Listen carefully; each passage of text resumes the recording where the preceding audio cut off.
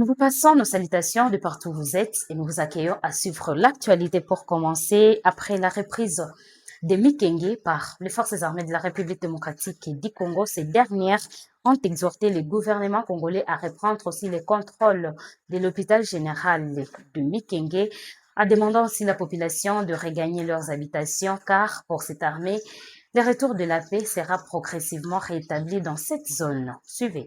Je suis Waoboy Lamouila Dalton, le porte-parole de la coordination provinciale des VDP, donc les volontaires pour la défense de la patrie dans les sites Kivu. Je suis à Mikenge présentement, nous sommes les deux, comme je vous l'ai dit, les 2 mars, nous sommes les trois. Nous sommes les 2 mars 2026. Je suis à l'hôpital général de référence de Mikenge, donc zone de santé du Tomboué. C'est là où je suis pour le moment. C'est depuis hier où nous avons attaqué les M23 par RDF, les Tuguanéo, AFC. Hier, nous les avions attaqués. Ils ont pris la fuite vers Mikarati, Kamombo. Mais pour le moment, la situation est sous contrôle. Donc, la cité de Mikenge revient totalement sous les mains et entre les mains de ses propres fils. Donc, nous demandons à la population de Mikenge qui se trouve à Kangouli, qui se trouve à Itombe Forêt, de retourner à Mikenge parce que pour le moment la situation est sous contrôle de Wazalendo et FARDC. Encore une fois, merci. Tosengi na batu nyoso oyo bazomona ngai molobeli ya Bazalendo na Sud Kivu nazosenga na bango bayebisa population oyo ekimi parce que awa bomoni nazali boso nazali na oyo eza hôpital général de référence ya Mikenge, oyo eza hôpital général de référence ya Mikenge, oyo yebi Mikenge amo déjà dans un hôpital.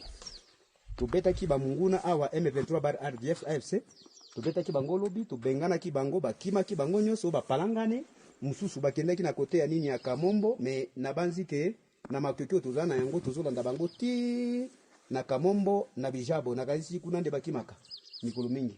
Alors tozali awa na iko pesa information ya koloba ke mboka ya Mikenge ezali na maboko ya gouvernement, ezali na maboko ya FRDC, ezali na maboko ya Wazalendo. Merci. Bako sabino te munguna za makasi te tokolanda ye bisika autaki. Merci beaucoup.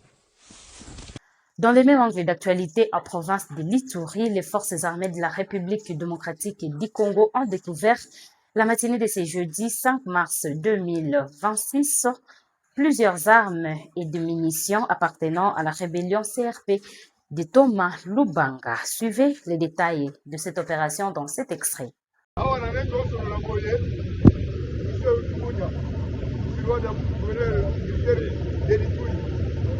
La commandant secteur opérationnel de l'Ituri. Mission est reçue. Il n'y a pas d'essai.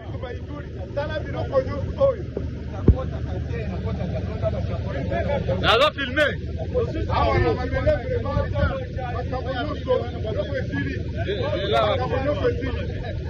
Vraiment, félicitations à ma police. Serpe fini. Serpe fini. Serpe fini. Durbia. Serpe fini.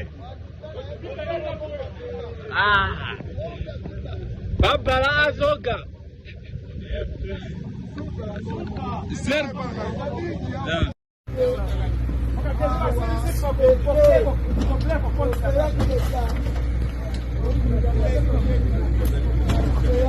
Fati Beton, Fati Beton, Fati Beton, Fati Beton, Fati Beton,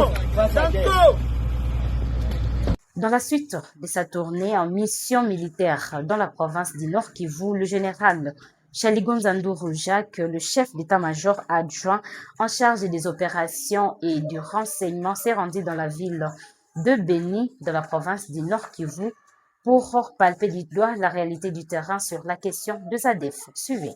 Toujours en séjour de travail dans le Nord Kivu, précisément en ville de Beni, le chef d'état-major général adjoint des forces armées de la République démocratique du Congo en charge des opérations et des renseignements, le lieutenant général Icharingo Zaduru Jacques, a séjourné, c'est 2 mars 2026, en Mangurujipa, chef-lieu du secteur de Bapere en territoire de Lubero.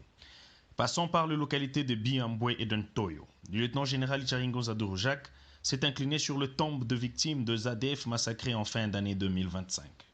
Accueilli à Mangurujipa par le commandant Axe, le chef d'état-major général adjoint des forces armées de la République démocratique du Congo en charge des opérations et des renseignements a tenu une réunion avec le comité local de sécurité élargi aux différentes couches sociales du secteur de Bapere. Souscrivant sa mission au sein du secteur opérationnel Sokola 1 Grand Nord et Front Nord, qui est celle de commandement et d'inspection troupes, le lieutenant-général Icharingoza Dorojak, en qualité de chef militaire, a rassuré la population du secteur de Bapere au nom du chef d'état-major général des forces armées de la République démocratique du Congo, le lieutenant-général Jules Banzemouilambwe, de tout mettre en œuvre pour éradiquer définitivement le terroriste ADF MTN Scarpe, afin que la population de cette zone recouvre sa paisible vie datant et qu'elle se consacre à ses activités quotidiennes en toute quiétude. Satisfait de cette visite de haute portée, quelques notables de la zone se sont exprimés en ces termes. Mimi ni Shahidi Ngua Benjamin na niko katibu wa baraza ya wazee ambayo inaitwa Tua Ndenguba. Ya kwanza ni shukurani ambao sisi kama wazee tunatolea kwa chef d'état major général adjoint ambaye amefika na kupalpe didwa ye mwenyewe hali ambayo tunapitia katika secteur de Bapere. Ndio alors message ye ni kwamba sisi ndio baraza ya wazee, sisi ndio kuti na tumefurahi na tutaendelea kumsindikiza ili amani irudi katika eneo yetu. Ile ndio message ambayo tunamkabidhi bwana chef d'état major général. Atake coutume tunasema wakaaji watulie na tuende kuungana mkono kwa mkono pamoja na askari ili kudenose ambako adui angali na kwenye bastio yake iko ili wakipigana tukiwapatia information kila mkaaji arudie mahali pake na aendelee kuishi kama zamani. Jina ni mama Mavene Panepa Feza. Niko porte parole wa bamama ndani ya sekta ya Bapere hapa Mangurujipa. ADF amezuru sana, wamama wengi wamebakia bila wanaume, watoto wamebakia mayatima, masomo haziko, masandre de sande na maupitozi shafunga juu ya insecurity. Hivi tunatumainia kwamba ujio wake itasaidia sana na raia na wamama wote wamefurahi sana kwa ujio wake, kwa sababu tunatumainia kwamba pamoja na Mungu na jeshi wote ambao wanapatikana hapa ndani ya sekta yetu ya Bapere wataendelea kusaga huyo adui ADF na watamfikisha kwa mwisho wake kabisa. Signalons que c'est depuis le dimanche 1er février 2026 que le chef d'état-major général adjoint en charge des opérations et des renseignements séjourne dans le Grand Nord en mission de commandement et d'inspection des unités de forces armées de la République démocratique du Congo. Clôturons notre édition de séjour en séjour de travail dans la province de Kwilu. Le ministre des Infrastructures et Travaux Publics a procédé au lancement des travaux de modernisation et de réhabilitation de la route provinciale D131 quittant Bachambo, Ngungu, Kakobola. Les reportages nous en donnent un détail. 69 km de pistes à transformer à terme en route revêtue pour lancer ainsi le développement du territoire de Gungu dans la province du Kwilu. Voilà le résumé qui convient à ce nouveau projet de l'Agence congolaise des grands travaux lancé ce mardi 3 mars par son ministre de tutelle, John Bonzalunda. La cérémonie qui a vécu au village Bachamba, point de départ de ce projet routier qui va se terminer à Kakobola après avoir traversé Gungu, a connu la participation de l'exécutif provincial, des députés tant nationaux que provinciaux et des sénateurs, tous élus de la zone. Le mot de bienvenue à l'assistance, dit par le vice-gouverneur Espoir Massamanki, a été suivi d'une déclaration du caucus des élus du territoire de Gungu, saluant le projet.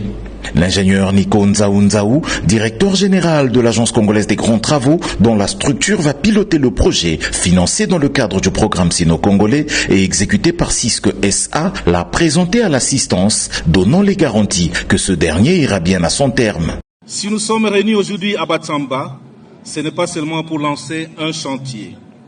C'est pour matérialiser dans le sol de Kwilu une vision nationale. Une vision portée au plus haut sommet de l'État.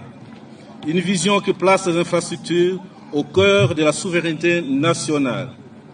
Une vision qui affirme qu'aucun territoire de la République ne doit laisser à marge du développement.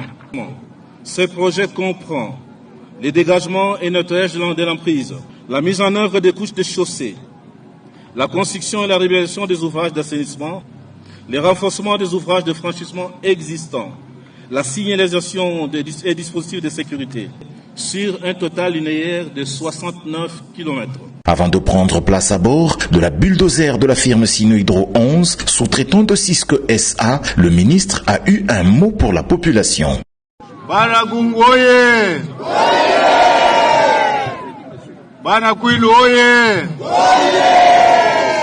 Bana Fachi Beton oye! Nani azotonga Kongo? Nani azotonga Kongo? Nani azotonga Bandundu? Bana Gungu Kiesekele? Kiesekele? Maboko, maboko, maboko, pona bino moko. Dans un premier temps, la route sera ouverte de bout en bout sur l'ensemble de ces 69 km et dans la seconde phase, elle sera revêtue. Comme dit dans les premières lignes, mesdames et messieurs, c'est par cet élément parlant infrastructure dans les Kwilu que nous clôturons l'édition de ces jours. Portez-vous bien.